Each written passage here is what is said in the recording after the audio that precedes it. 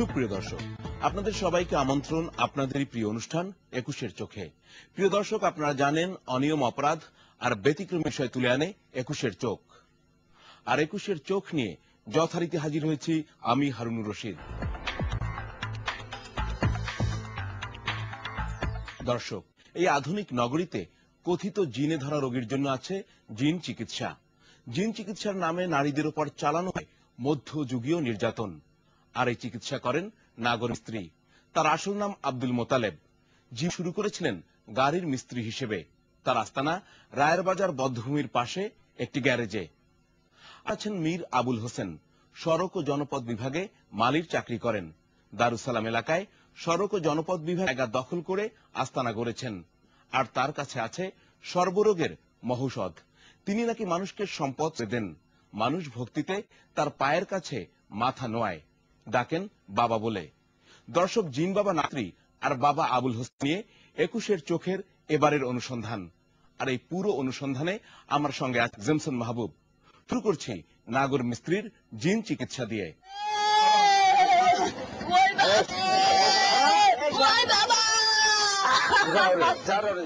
এর নাম জিন চিকিৎসা। এই মহিলার উপর এর আসর হয়েছে, তাই সেই জিন তাড়ানোর জন্য নাগর মিস্ত্রি মধ্যযুগীয় কায়দায় চালান চিকিৎসা।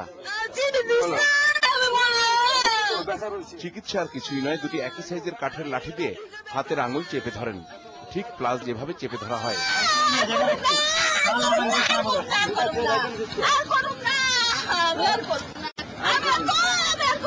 আর ব্যথা সহ্য করতে না পেরে এক পর্যায়ে চিত হয়ে পড়ে যান, জ্ঞান হারিয়ে ফেলেন।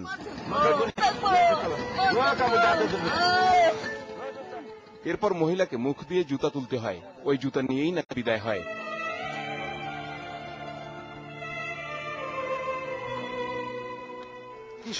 তারা ওইটা ব্যাপার এখন তারা যে আঙুলটা ধরলে ধোয়া পড়লে এটা অটোমেটিক ওঠে, ভিতরে থেকে বাইরে হবো, বাইরে হলে এটা জুতা মুখ হলে আর যাতে জীবনে না হয়। কয়টা ছিল? এটা দুইটা ছিল। নাগর মিস্ত্রি আমাদের জানান তার জিন চিপান্ত। তিনি দাবি করেন এই এমন এক জিন রোগ যা পৃথিবীর কোন ডাক্তার ভালো করতে পারবে না। তিনি স্বপ্নে পেয়েছেন এই চিকিৎসা পদ্ধতি। এই যে কাঠগুলো কি নর্মাল কাঠ না? এটা আপনার নর্মাল কাঠ না, এটা হলো আপনার মেনজি গাছ। মেনজি গাছ এটা সময় দিয়ে আনতে হয়। নিয়ে আসছে? হ্যাঁ, না আমারটা আমি আমার সময় করে দিব, তখন আমি আনবো।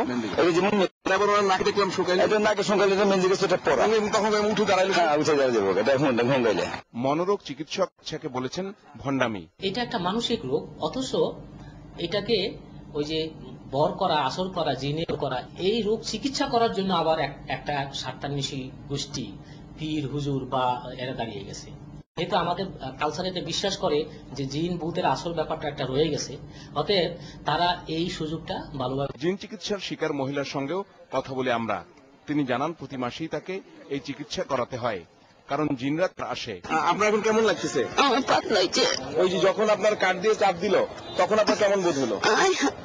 তার স্বামীও বলেন তার স্ত্রীর ওপর জিনের আসরের কথা। কবিরে চালান করে বুঝছেন, এই মোল্লারে চালান করে। নাগর মিস্ত্রির কাছে জানতে চাইলাম একবার চিকিৎসার পরও জিনরা কেন বারবার আসে, এর চিকিৎসা কেন হয় না। একটা কাজ করা যায় না? ধরেন যে একটা দুইটা দিন আসারে সারা দুনিয়া একটা দোয়া দিয়ে দিতে পারেন, জিনের থাকবে না। তো হয় না, আমাকে মানুষের থেকে জিন অতিরিক্ত বেশি। তাই মহিলার শিকার হতে হচ্ছে মধ্যযুগীয় নির্যাতনের। জিন তাড়ানোর নামে ভণ্ড কবিরাজ নাগর মিস্ত্রি নির্যাতন চালান। আর আশপাশে যারা, তারা কেউ প্রতিবাদ করে না। তাদের চোখে মুখে ভয় আর বিস্ময়।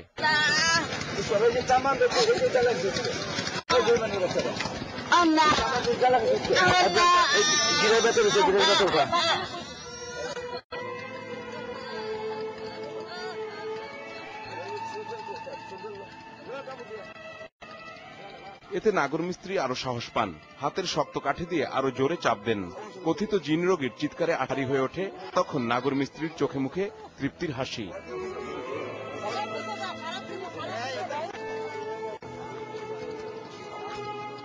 দর্শক, এই মহিলাকে নাকি দুটি জিনে ধরেছিল, তাই নির্যাতন হয়েছে অনেক কম। এর বেশি জিনে ধরা রোগীরও দাওয়াই দেন এই কবিরাজ। তবে সেই দাওয়াই দেখার আগে আমরা নাগরবীর আরেক চিকিৎসা। শিশুদের নানা রোগেরও চিকিৎসা করেন তিনি, তবে সে চিকিৎসা চলে মায়েদের ওপর। রায়ের বাজার বধ্যভূমির পাশে একটি গ্যারেজে কথিত কবিরাজ নাগর মিস্ত্রির আস্তানা।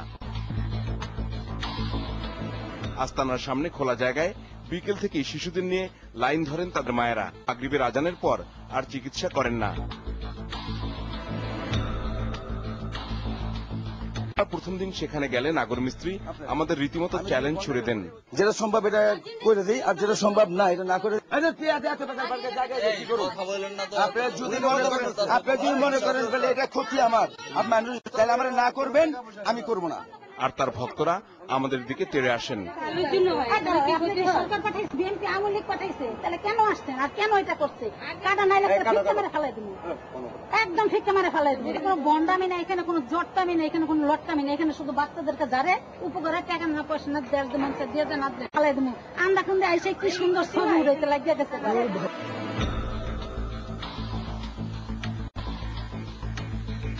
দুদিন পর আমরা আবার যাই।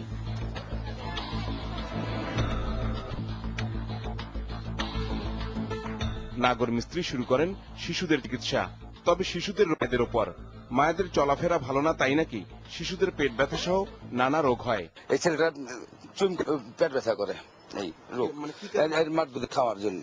কি কারণে হচ্ছে এটা ওর মার দুধের জন্য। এটা ব্যাপারে কোনটা সময় আর অসময় জায়গায় বেড়ে যায়, এটা থেকে ওই জায়গায় একটা জিনিসের নজর করে, এই জন্য তিনি যা দিলে ঠিক হয়ে যাবো। এটা কি ধরনের জিনিস? এটা উপরি জিনেরা মিনেরা খাসরা, এই খাসরা জিনিস আছে না, জিন এগুলি নজর করে, এই জন্য এটা এই অবস্থাটা হয়েছে, আর কিছু না। আমরা কথা বলি মায়েদের সঙ্গেও। পায়খানা করে, ফ্যাট মুতাজি।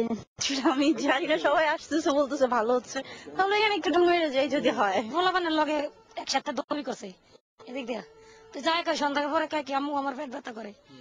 তো পেট ব্যথার পরে বমি করছে, বমির লগে জ্বর আছে। তখন মানুষ এরাতে ভালো হয়। হ্যাঁ, এখন কয়তে আছে যে এদের কাছে যাই আনো। শিশুরা কেন খেতে চায় না, কথা শুনে না, ঘুরে বেড়ায়, এসব রোগেরও চিকিৎসা করেন কবিরাজ।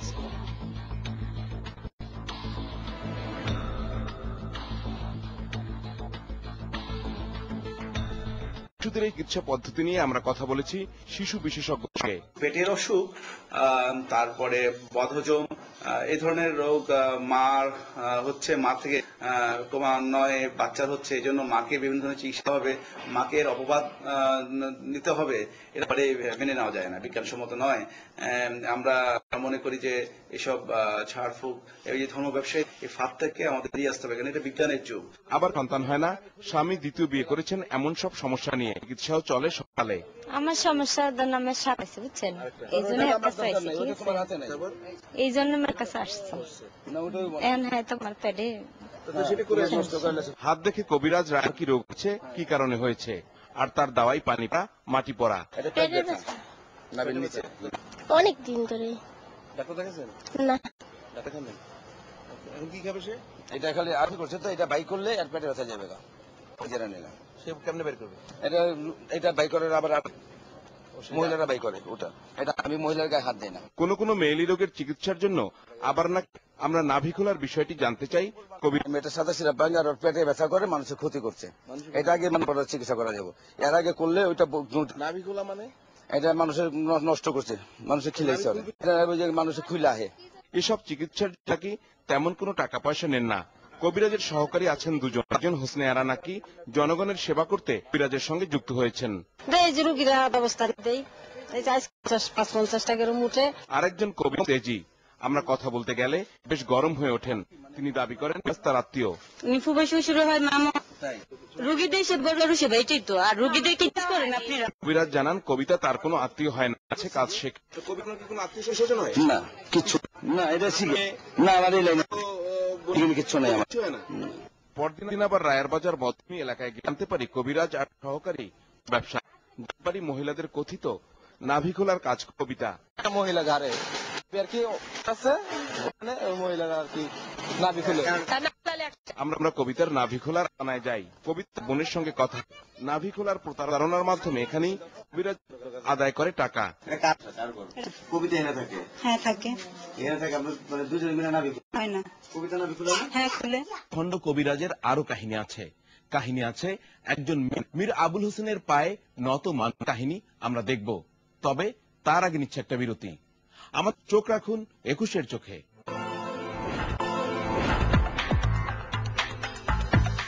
সুপ্রিয় দর্শক, বিরতির পর আবার ফিরে এলাম 21-এর চোখ নিয়ে।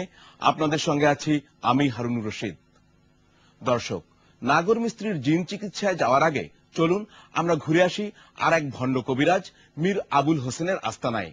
সে সড়ক ও জনপদ বিভাগে মালি পদে চাকরি করে। দারুসালাম রোডে সড়ক ও জনপদ বিভাগের জমি অবৈধভাবে দখল করে গড়ে তুলেছে আস্তানা।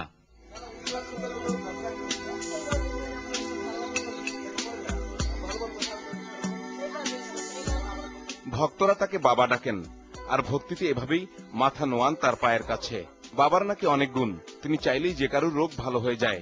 কিডনির রোগীও নাকি ভালো হয়েছেন। যে ঘুমের ঘরে থেকে কান্দা উঠে ভয় পাইছে, পরে আনছি যে যারা দিয়ে দিছে যে খেলতেছে, ভালো আছে, খাওয়া দাওয়া করে নাই এতদিন। আমি আসছি অনেকদিন আগে, 3-4 বছর আগে অসুস্থ ছিলাম, আমার কিডনির সমস্যা ছিল।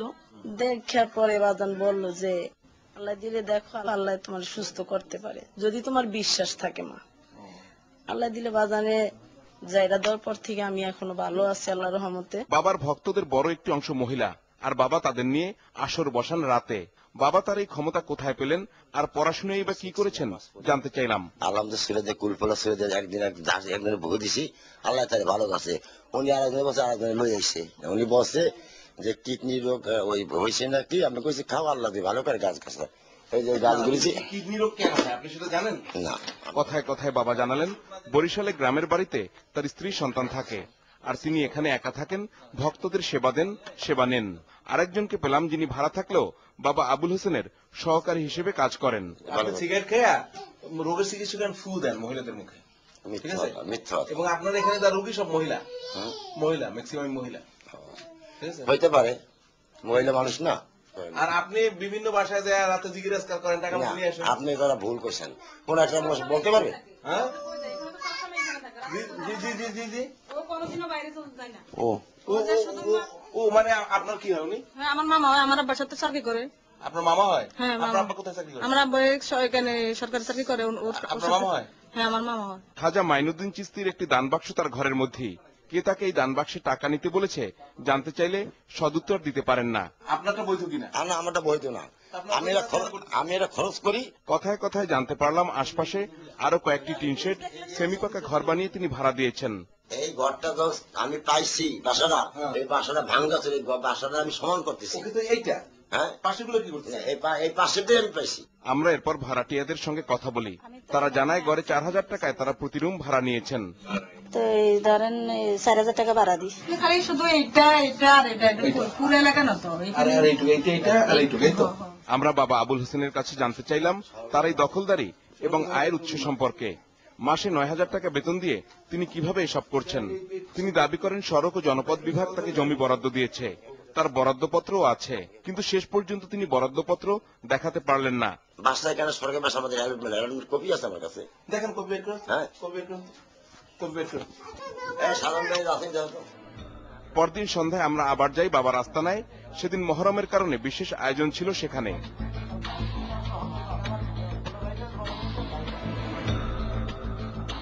তবে আগের দিন 21-এর ক্যামেরা যাওয়ায় বেশ সতর্ক ছিলেন বাবা, তাই মহিলা ভক্তদের আসতে নিষেধ করে দেয়া হয়। তবুও কেউ কেউ এসে বাইরে অপেক্ষা করেন।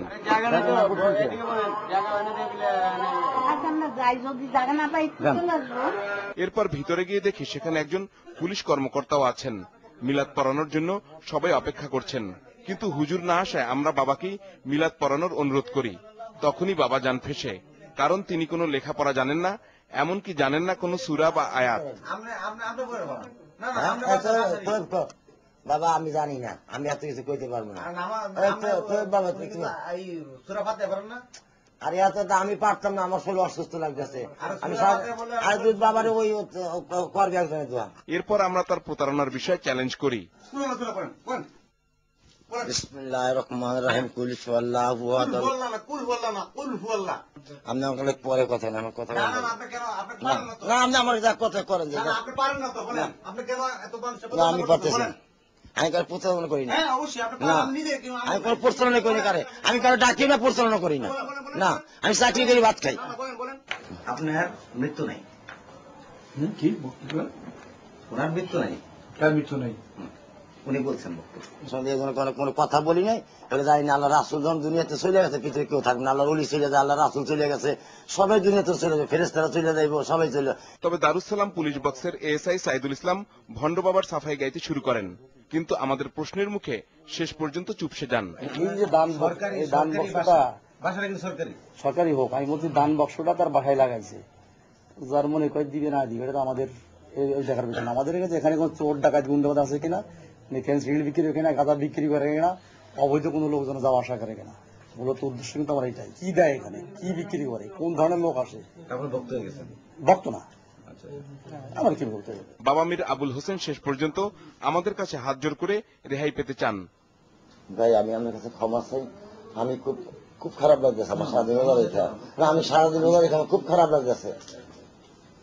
আপনি আমাকে যদি দয়া হয় চোরাবাই হিসেবে মনে করেন, আমাকে আনেন, আমার এখন প্রশ্ন না করে আপনার ভালো। আমি কারণ আমি খুব অসুস্থ লাগতেছে, আমি বসে আছি খালি তোমার মাসে দেওয়ার পর আমি শুয়ে পড়ি। তার এই অবৈধ দখলবাজি আর প্রতারণার ব্যবসা নিয়ে আমরা কথা বলি সড়ক ও জনপথ বিভাগের কর্মকর্তাদের সঙ্গে। ইবাদত বন্দেগীর জন্য আসতে পারে, কিন্তু ওখানে যে চিকিৎসার জন্য আসে এটা আমার জানা নাই। অনেকে বাসা ভাড়া দিচ্ছেন, এটা কি বাসা ভাড়ায় যা আমাদের নলেজে নাই। আবুল হোসেনের এই তৎপরতাকে ভণ্ডামি এবং ইসলাম বিরোধী বলে জানান বিশিষ্ট ইসলামী চিন্তাবিদ সোবাহানবাগ জামে মসজিদের ইমাম শাহ ওয়ালিউল্লাহ। আসলে কোনো মানুষকে সেজদা করতে পারে না, আর মানে কেবল নারীরা তার ভক্ত। আসলে এটা নৈতিকতা এত বাদে, আমি এ ব্যাপারে আর কিছু বলতেই বা চাচ্ছি না। সকলেই বুঝতে পারছেন এটা কতটা অনৈতিক। কোনো মানুষকে অমরত্ব দিতে পারে না। কোনো মানুষ যদি 1 মিনিটের ছোঁয়ায়, স্পর্শে অথবা কোনো কিছুতে কাউকে ধনী বানাতে পারত, এদেশে কেউ দরিদ্র থাকতো না। অথবা যিনি বলছেন মানুষকে তিনি ধনী বানাচ্ছেন, খোঁজ নিয়ে দেখা উচিত তিনি কতটা দরিদ্র। তবুও শ্রদ্ধায় নত হন এইসব মানুষ।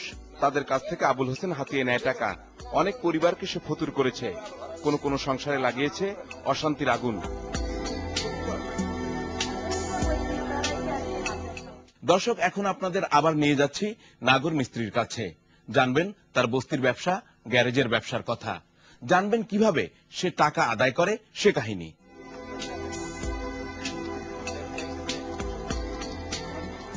কবিরাজ নাগর মিস্ত্রি আমাদের কাছে দাবি করেছিলেন তিনি কোনো টাকা পয়সা নেন না।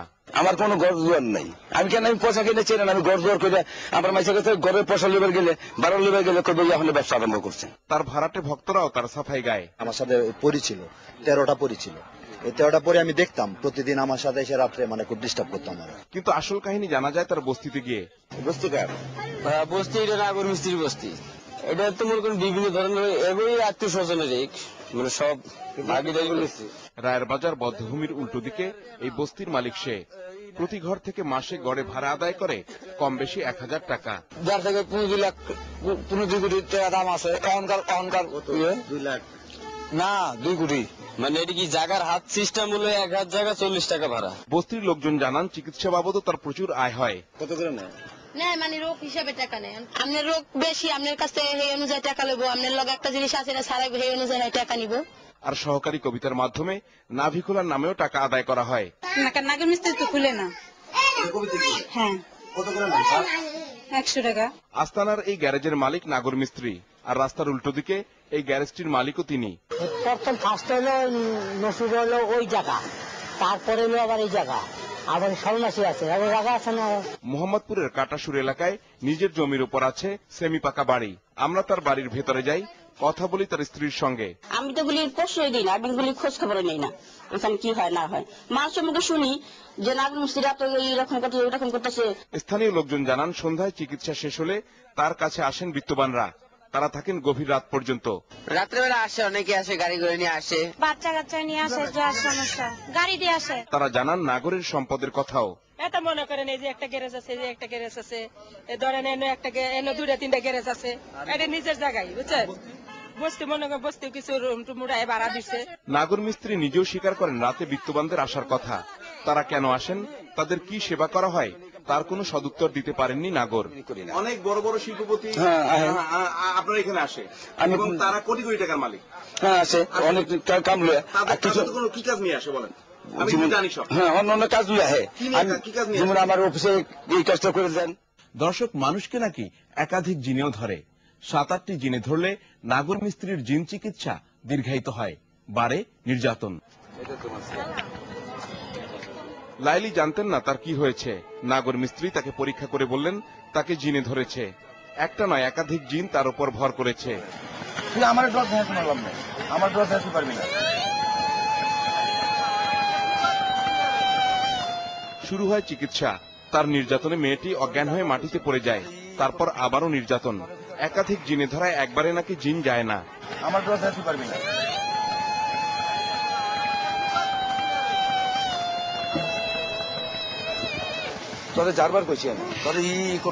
এরপর আরো একজন কথিত জিনে ধরা রোগীর চিকিৎসা করেন নাগর।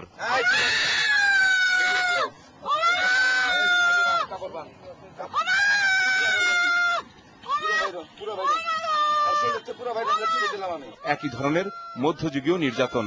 আর এর মধ্যে নাগর মিস্ত্রি মেয়েটির সঙ্গে যে কথা বলে তা নাকি জিনের সঙ্গে তার কথোপকথন।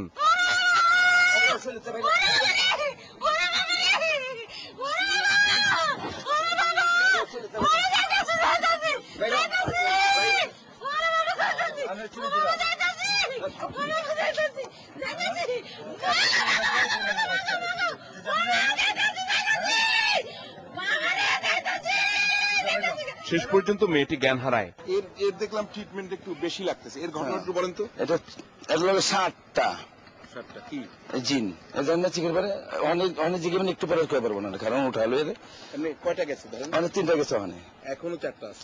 4টা আছে। তারপর জ্ঞান ফিরে এলে আমরা তার সঙ্গে কথা বলি। কি অবস্থা আপনার, কেমন লাগতেছে? একটু ভালো লাগতেছে। আঙ্গুলে কি অবস্থা? আমার সমস্যা 3 মাসের আগে একটা বাচ্চা পেটে ছিল, কি আর বাচ্চা জিনে ধরাতে বাচ্চা নষ্ট করে লাইছে। আমার এই যে এটা আকর্ষণ করার পথে শুধু ব্লাড ভাঙতো, ব্লাড ভাঙার পর 3-4টা টেস্ট করলাম, কিছু হয় না। অভিভাবকদেরও বিশ্বাস তাদের জিনে ধরেছে। আপনার কি হয় উনি? আমার স্ত্রী। কি নাম আপনার? মোহাম্মদ লস্কর। ওনার কি সমস্যা? উনি মাঝে মধ্যে খিচানি ওঠে, মাঝে মধ্যে পয়রা যায় রাস্তার মধ্যে একা একাই। আর নাগর মিস্ত্রি আমাদের জানালেন তিনি কিভাবে জিন দেখেন, বশ করেন, কিভাবে স্বপ্নে পেয়েছেন, চিকিৎসা পদ্ধতি তার আজগুবি গল্প। আপনি এটা কিভাবে, এই চিকিৎসা পদ্ধতি কিভাবে পাইলেন? এটা আমি স্বপ্নের মাধ্যমে পাইছি। আমার কোনো কেউ দেওয়া জিনিস না, এটা দান আমার। কত বছর আগে পেয়েছেন? এটা প্রায় 12-13 বছর হবে। দেখুন জিনের সাথে কথা বলতেছে। হ্যাঁ, কথা বলি। এই যে আমি যখন ধরুন তখন কথা বলবো আমার লগে। আমি কথা না বললে ছোট মুখে জি আপনি কি দেখতে পারেন? আমি স্বপ্নে দেখা পারি না, যেমন মেয়েটার উপরে আছে এটা দেখা পারবো। অন্য মানুষের রূপ ধরে আসে। হ্যাঁ, ওইটা আমি দেখা পারি, ওইটা দেখতে পারি না। তো তারা কিভাবে ধরেন, আপনি যে 4টা-5টা এটা কিভাবে নির্ণয় করেন? এটা ওই যারা থাকে মানুষের মতন, আপনি দেখতে পারেন? আমি দেখা পারি, এটা দেখতে পারেন। হ্যাঁ, কিভাবে দেখতে পারেন? এটা যেমন মানুষের মতো খারাপ রয়েছে, এটা দেখে আমি এই মেয়েটা না, ওখানে নাই একটাও। আগে তো ছিল, উনি যখন এসে তখন আসলে একটা ডাক দিলাম। ওদের চেহারা মানুষের মতন না, এটা সব শুরু করে প্রথমার জন্য মানুষের রূপে দাঁড়ায়, তখন মানুষের মতন। বিশেষজ্ঞ চিকিৎসক জানালেন যাকে জিনে ধরা বলা হচ্ছে এটা কোনো জিনে ধরা নয়, এটা এক ধরনের মানসিক রোগ। সঠিক চিকিৎসা করালে রোগী সুস্থ হয়ে যায়। সাধারণত যাদের মনের ভিতরে দ্বন্দ্ব, কনফ্লিক্ট থাকে বা অন্যরকমের ব্যর্থতা, হতাশা থাকে এবং সেগুলি যদি নিরসন না হয় অথবা সেগুলি যদি সে মুখ ফুটে কথা বলে এটার মানে আত্মপ্রকাশ না করতে পারে, তাহলে এগুলি আমাদের অবচেতন মনে গিয়ে চলে যায়, আনকনসিয়াস মাইন্ডে চলে যায়। এটাকে মানে রিপ্রেশন, অবদমন হয়। এই ব্যাপারগুলো রিপ্রেশন হয়ে গেলে রুগী এটা ভুলে যায়, রুগী জানে না যে সমস্যাটা কি। তখন রুগীর আনকনসিয়াসলি অবচেতন মন থেকে রোগীর বিভিন্ন রকমের লক্ষণ আসে। এই লক্ষণগুলির যেগুলি আমরা গ্রামবাসী বলি হিস্টেরিয়া, এটা সেই জাতীয়।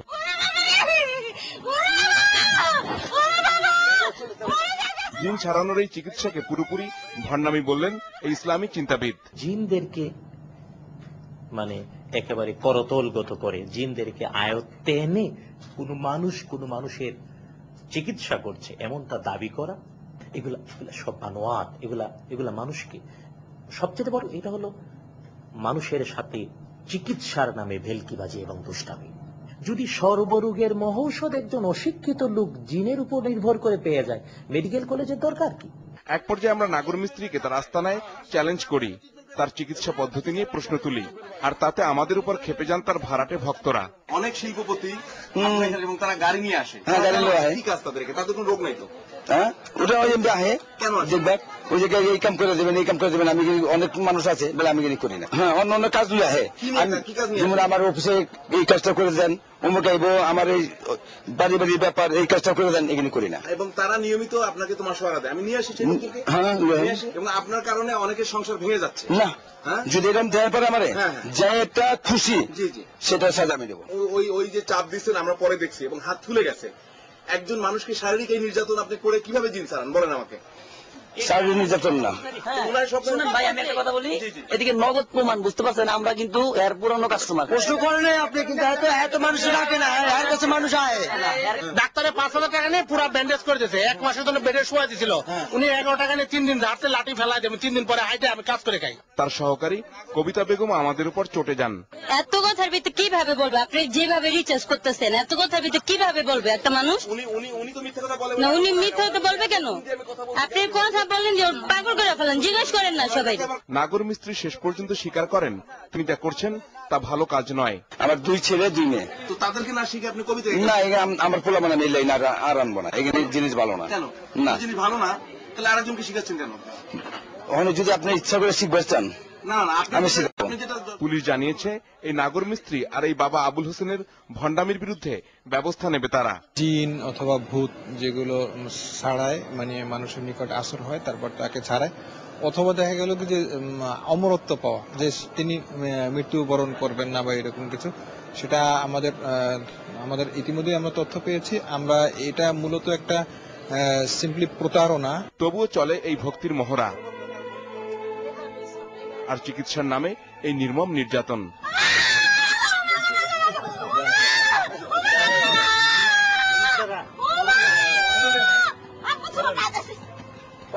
আমি যে বুঝিলাম না তোরে বুঝিলাম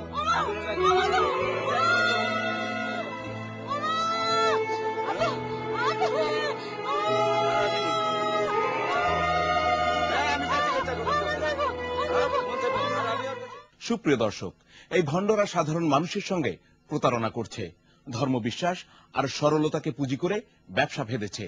তবে তাদের পেছনে আছেন কিছু প্রভাবশালী ব্যক্তি, তারা প্রতারকদের মাধ্যমে নানা অসৎ উদ্দেশ্য হাসিল করে, পূরণ করে বিকৃত ইচ্ছা।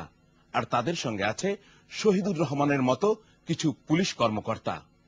দর্শক, চিকিৎসার নামে এই মধ্যযুগীয় নির্যাতন বন্ধ করতে হবে, বন্ধ করতে হবে সর্বরোগের চিকিৎসার নামে প্রতারণা।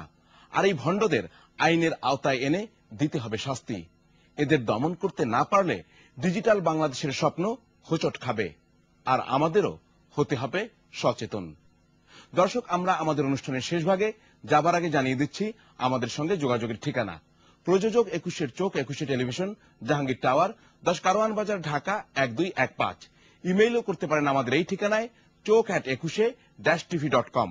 ফোন করতে পারেন আমাদের 01757505 এই নম্বরে। দর্শক, আপনারাও যে কোনো ধরনের অনিয়ম, অপরাধ আর ব্যতিক্রমী ঘটনা আমাদের জানাতে পারেন, পাঠাতে পারেন ছবি ও ভিডিও ক্লিপ, আমরা তা প্রচার করব। দেখা হবে আগামী বৃহস্পতিবার একই সময়ে। সে পর্যন্ত সবাই ভালো থাকবেন, শুভেচ্ছা সবাইকে।